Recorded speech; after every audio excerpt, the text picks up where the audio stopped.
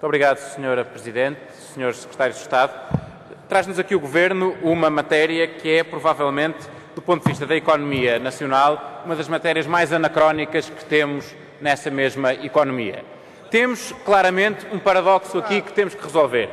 Há quem entenda que determinado caminho, o caminho da luta de classe, o caminho de todas as garantias e nenhumas responsabilidades, que geraria o bem-estar suficiente para a população portuguesa. Bom, se outro exemplo não bastasse, os últimos mais de 30 anos provaram que se esse caminho fosse o suficiente, já tinha resolvido os problemas e nós já tínhamos o bem-estar de outros países.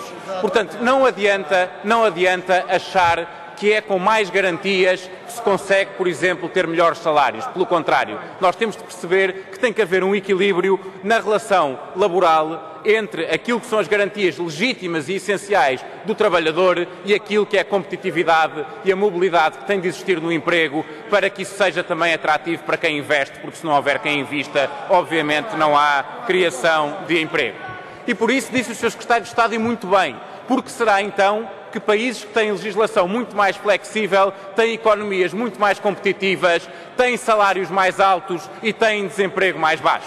Se fosse a solução preconizada pela esquerda mais radical, a solução exata, seriam países que aplicassem esses modelos que tinham estas condições. Acontecem duas coisas. Primeiro, já não há praticamente países que apliquem esses modelos. Em segundo lugar, quando houve, não correu bem. Portanto, nós devemos tirar as devidas lições desta matéria.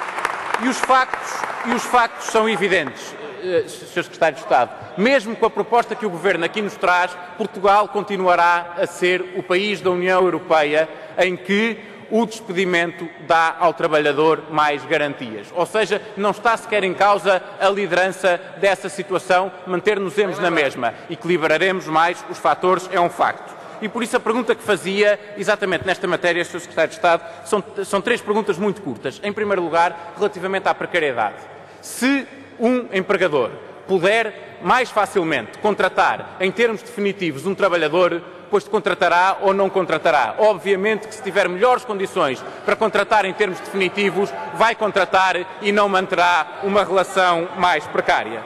Depois, sobre a questão de facilitar o despedimento. Se esta legislação que agora é proposta não se aplica a contratos existentes, esta legislação não pode facilitar nenhum despedimento, porque qualquer despedimento que exista não vê aplicada esta lei. E em terceiro lugar, e a última pergunta tem a ver exatamente com a criação de emprego. Se facilitar esta matéria, não facilita também a contratação e, facilitando a contratação, pode aumentar o emprego e, de forma alguma, como já disse anteriormente, contribuir para aumentar o desemprego.